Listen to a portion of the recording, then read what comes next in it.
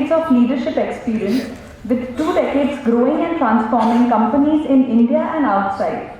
An alumnus of PRM7, he has worked extensively in sectors as varied as consumer goods, beverages, telecom, infra, and beauty and wellness in companies like Coca-Cola, Airtel, Reliance Group, Viom Nerworks and VLCC. He's an investor in technology platforms. Also an alumnus of the Wharton School, he is on numerous boards and advisory boards and is instrumental in the education of thousands of underprivileged children through the E&H Foundation. Please welcome Shri Syed Safawi. 3 decades, or let's say over 30 years back, sitting somewhere in one of the back benches, as I was getting to leave IRMA, I thought I knew everything. I believed I knew everything actually. I thought I had the wisdom and the wherewithal to take on the world, and it's all easy from there. Fast forward 3 decades to today, 14th of December, I honestly realized how little I know. Wisdom, none at all. Ask my wife. She'll confirm that. And only doubts and more questions than answers. And some of the senior alumni will agree with me. As you grow, you realize how little you know, really. And that's the huge learning that you gather along. What I have personally gathered is a lot of mistakes, blunders in fact, in my career. And I would love to share some of them with you, hoping that you won't get to repeat them and make the same mistakes. So that's the first thing I'm going to do. The second is talking about obviously IRMA and how I see it from an outside-in point of view, having looked at it from the outside for 3 decades. All right, so here goes. Hiteshji, thank you so much for having us here, having me and my wife. We're both here, blessed to be here after many years. We came about 23 years back with our kids and delighted to be back, absolutely, so humbling. Thanks for having us as wonderful hosts. Thanks to the senior alumni who are here, the faculty, and obviously the current batch. Something very interesting happened yesterday night. My wife and I went to a friend's place, and IRMA batchmate who lives here in Vallavidhyanagar. And while they were dropping us, his wife and I, they dropped us to ETDC. He said, so what are you going to talk about? So I said, generally, I call him profs. I said, generally profs, कुछ बोलना है अपने बारे में, कुछ ऐसे कुछ IRMA next 40, beyond 40. So he said, don't use the C word. So I said, what is the C word, man? I don't use bad language, So he said, no, don't use the word corporate. So that's when I realized that corporate is a bad word. So let me just put that aside. First up, there are many routes to what you want to do. If the purpose of IRMA is to serve the underserved, there are many routes you can take. And I'm talking from this platform with complete awareness of what I'm saying. It may be out of place in some context why IRMA was set up. I chose a different path, but with a clear understanding that I want to give back. And that's what I have learned at IRMA. So there are many routes to do that, many paths to do that. So choose your own. And I'm not talking you into taking a particular path, but there are many paths to doing what you want to do. So choose that without any fear or shame. But let me come back. Over the next 15 odd minutes, I will just talk about 2 things. One, share some of my experiences. I've had 2 innings. One is in this bad corporate world, which was about 25 years. Like Sodi Saab, I also joined Federation as my first job. Spent 2-3 years, but learned the fundamentals of business there. So it was a huge learning moment for me. Just learning the basics, working the market, the sales aspect at least. And after that, for the next 25 odd years, worked in 6 companies, luckily, great Indian and transnationals, global transnationals, ran 4 of them. Blessed to have great teams. And what you learn from all of them and from these great teams is that you alone cannot do all this. You cannot achieve anything alone. Till I think Matthew talked about and Sorisa talked about also building great teams and transforming organizations along with them. That's really what works in the end. So it's not about you as an individual that you can, get all the ticks and achieve all the success. No way, it doesn't work like that. So the first innings, which I call my corporate innings, was about me being a P, which is a professional, and then I'm sure you've heard these terms, then transforming a little bit into a PE. So the first innings was a P and a PE innings. P is a professional entrepreneur. I started veering towards entrepreneurship towards the latter part of my career, professional career. And then the second innings is all about being an EP, which is an entrepreneur professional, and then an E, clearly an entrepreneur. And the last few years have all been about that. So that's my second innings. I'll talk about that in a minute. What are my learnings from my first innings? Not always possible to plan each step, but critical to plan the large direction that you want to take. And as early as you can do it, the better. With the milestones, because only you can drive your careers. Sitting here, you've got to figure out pretty quickly where you want to go. And I can give you my own instance.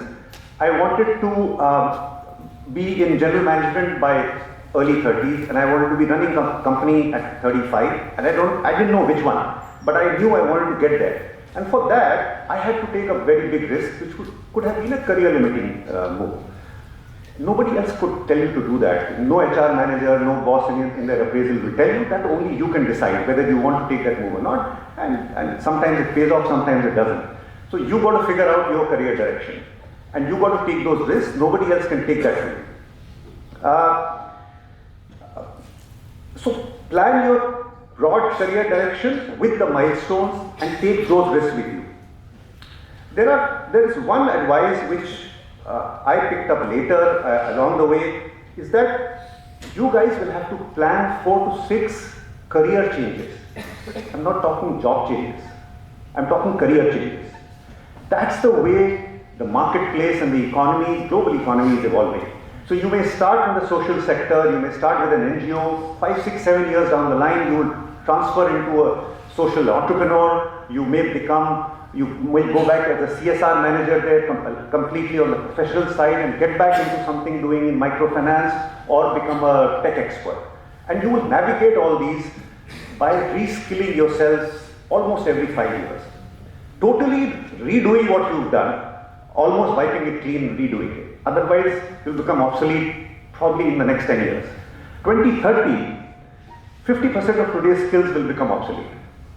And I'm going to give you my sense of what's happening with technology and what's happening with entrepreneurship. Because I'm no core expert in any particular sector. I've done a lot of beverages and FMCGs and telecom, but I deal with a lot with technology and entrepreneurship. So these two combinations are just so deadly that you can't avoid them as you sit here and you want to step out into the real world. Yeah. I think Matthew spoke about people living till 100. While I agree with him, I have to disagree with him. Your generation will well cross 100. Humankind will become immortal in this century. We will not die of natural causes anymore. That's how far advanced science has become. Some of the companies we're working with is just mind-boggling. So what's going to happen is that your generation, definitely not us, you guys will, some of you will live 125, 150, and some will live maybe 200 by the turn of the century. Yeah, your kids will have to target 200. So imagine the impact on some industries. Imagine the insurance industry, imagine transportation, imagine packaging, logistics, you name it. Adult care, Matthew was talking about. It's going to be tectonic shifts happening to major industries and the model's changing for it. Imagine paying premium for 150 years, right? Or the insurer insuring you while taking premiums till you're 50, but back paying you till you're 200. No industry will survive like this. So all models will change. And therefore, you've got to keep thinking ahead how technology and innovation and entrepreneurship is going to change your lives. Now, and this is reality, I'm not giving you some future gyan. This is no gyan, this is already, we are seeing this happening. Yeah? Uh, Personally, if there is one advice I leave you with from my first innings, it is the catch up on technology. We got it late. Computers were just coming in our batch here, and this was a big deal. We had to take off our shoes. I don't know whether it was there in your time. We had to take off our shoes and slippers outside, and then go into the lab, right? I mean, so it was so crazy at that time, and we had a lot of catch up to do. Our generation. You guys have started with technology. But sending WhatsApp and messages is not technology. Seriously. This is good pastime, and I know all of you are probably doing it sitting there, but this is just fun. Alright. So when I'm talking deep tech. And I can elaborate a little bit about what's going to happen, in the next 60 seconds, for example, and I'll come to that. So plan for 150 plus. Seriously, some of you will survive that much. Plan 4 to 6 career changes, not job changes, and reskill every 5 years if you want to survive. In any space, development or non-development, it doesn't matter. All right.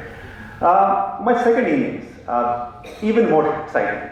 That's when I got to an EP, entrepreneur professional, and then finally to a E. I only wish I had played my second innings before my first. I definitely didn't have the wherewithal to do it, and possibly didn't have the guts also to take that plunge. And I didn't have advice around me that do this and nothing will go wrong. Today, when we hire people in several of our companies, failure is seen as a virtue. If you had a startup and you failed, we welcome that. We want those kind of people to come in because they've got the hard knocks and they'll make very, very good entrepreneurs. In our generation, definitely, if you jumped, jobs in less than 4 years, probably you were a write-off in your CV.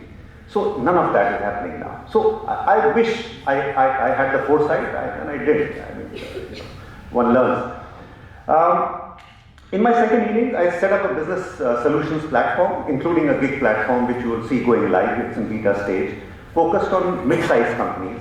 Started an investment outfit, investing in tech platforms, both at incubation and seed level. And I was talking to Hitesh ji, and you have an IC, and I think somebody runs IC here as well. Very keen to talk about that with IRMA and with you all, because I think we can do a lot together. However, what has given me maximum satisfaction in my second innings is the foundation we started, along with several Lidmans actually, about 7-8 years back. Only knows some of them. There has batchmates as well. One of the Lidmans is the CEO of that foundation. It's around education and health. We educated about 20,000 kids. We're currently educating about 7,000 in the current year, and hope to get to 1 lakh kids by 2025 and then beyond. Because the problem is large. It's huge. It's monumental. So therefore, even 1 lakh is nothing. I mean, really, in the scheme of the problems that we have. What are my learnings from the second innings? And I don't want to make it about this. I just want to talk about the learnings. First, be technology focused but digital based. Whatever can be digitized will.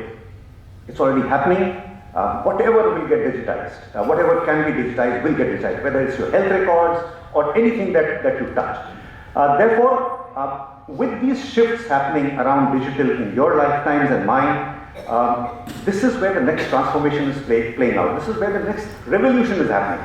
It's beyond the agricultural age, the industrial age, etc., etc. This is where the next 20, 30, 40 years will get played out. Yeah?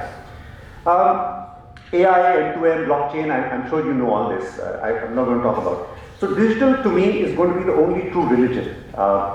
You guys will get married mostly normally, but your next generation will find partners through digital intervention. Matchmaking will happen digitally, because you've left billions of your prints on the social media and everywhere else, and that will give, the AI will give you, a deep learning will give you the best match for your partner, better than you can imagine. Even after living 2 years with your partner at IRMA, you will not know.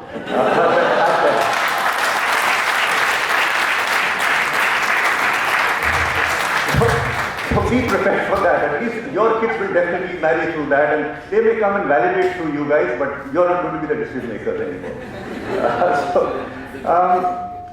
Just to elaborate the tech point, in the next 60 seconds, by the time I finish this chain of thought around technology, the world would have sent 200 million emails, 200 million emails, passed on 20 million messages, including some from this room, done 5 million Google searches, watched another 5 million YouTube videos, 2 million Snapchats created, had 1 million Facebook logins, and another 1 million Tinder swipes.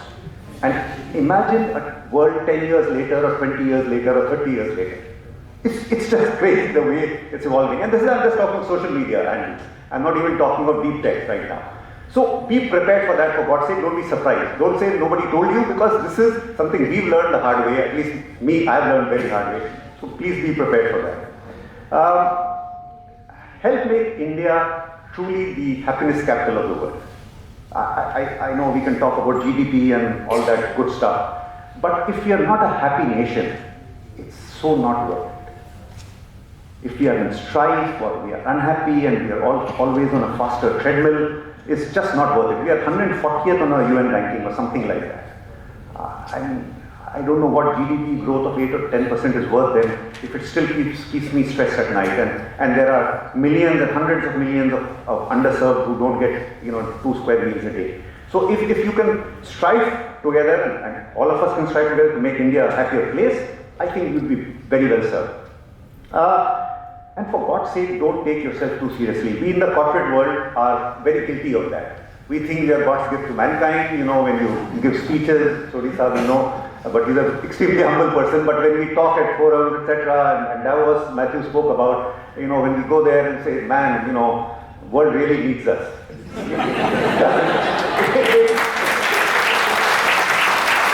It seriously doesn't. You are 1 in 10 billion Homo sapiens to have crossed this earth. And our earth is like a tiny speck of sand in the whole context of the universe. That's how insignificant we are. So for God's sake, just chill, man. I mean, we'll be here.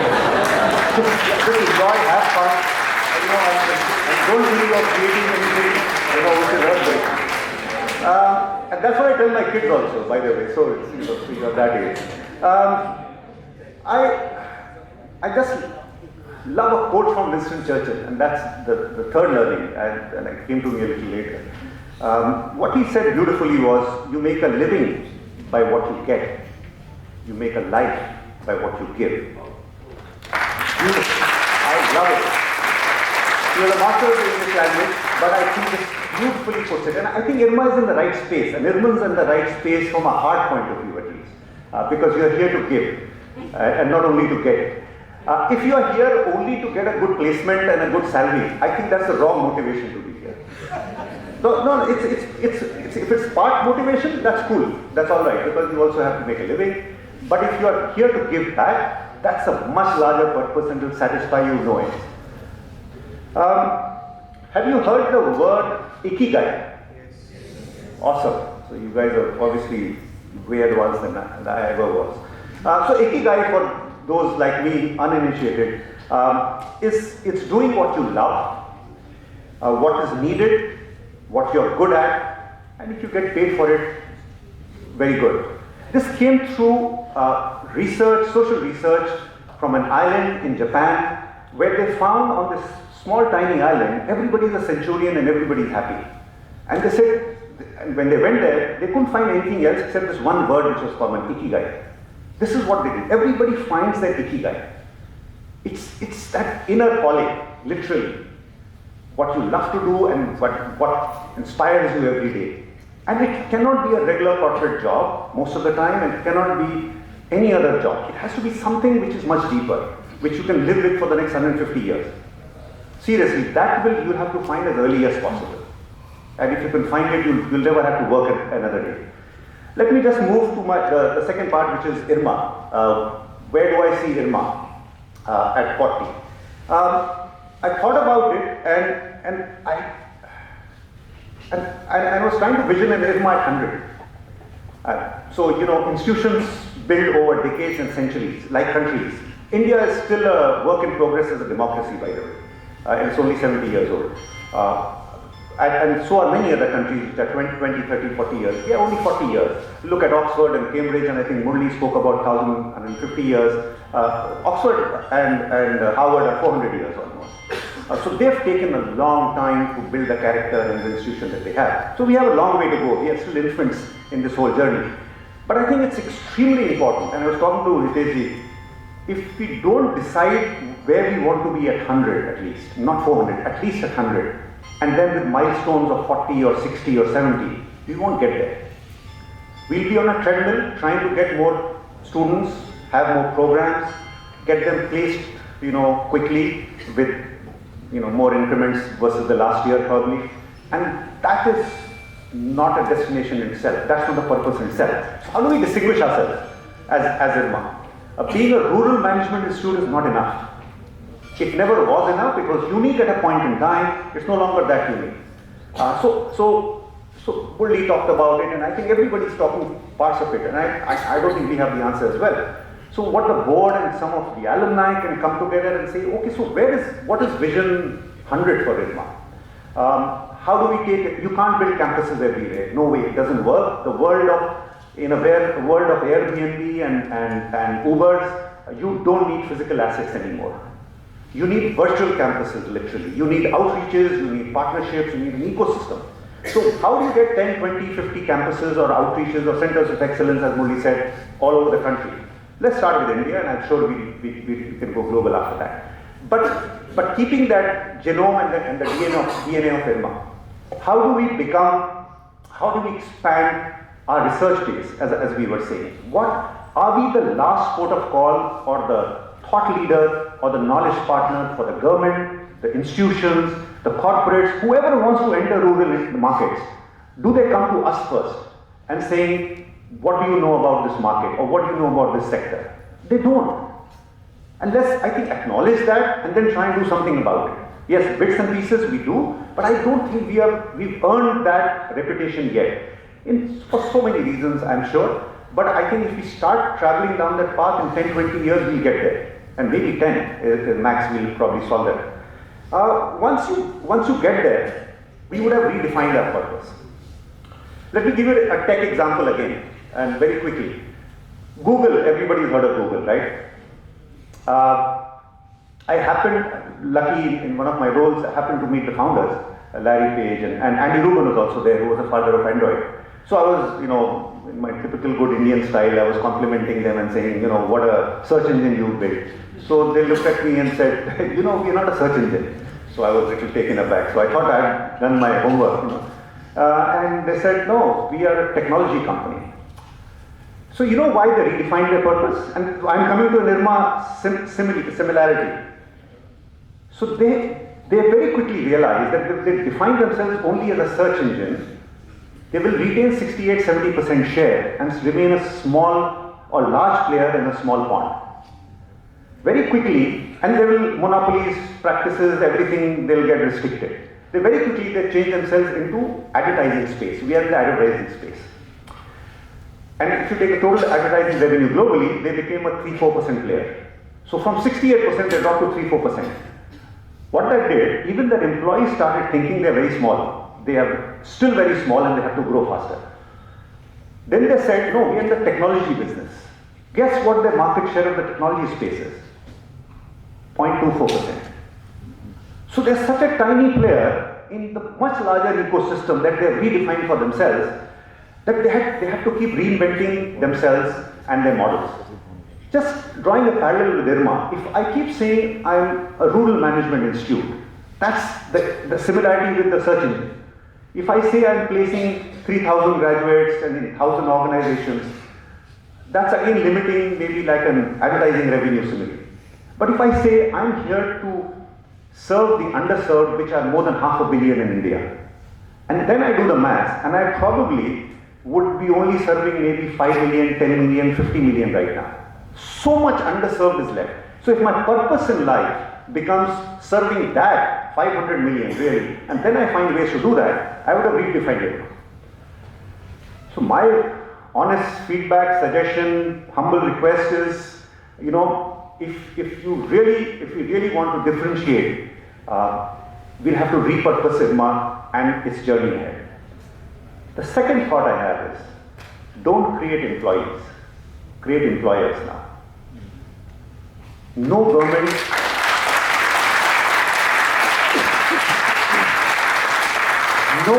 of the day, whether it's current or any future governments, can generate 14 to 16 million jobs a year.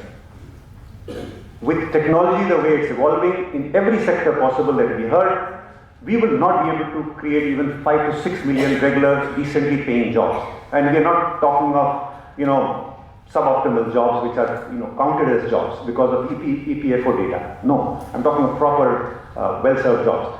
So therefore, if we are all aspiring for a smaller, a pond or a smaller pie, it's never going to serve our purpose. So if my honest request to Sideshji today was over lunch and to the IC team here is that if 50% of you don't become entrepreneurs by the time you pass out, which means you don't already have a proof of concept ready at the institute, I think we are failing in our purpose. If there are 240 of you and 120 odd become entrepreneurs every batch, 100 to 120, 3 of you should be unicorns. Today, out of the 39, 40 unicorns in India, not one of them is rural focused. You tell me which one is rural focused. None, and I luckily know several of them. They all start with the urban space and water down, and they go to a few other markets and maybe DHQs max.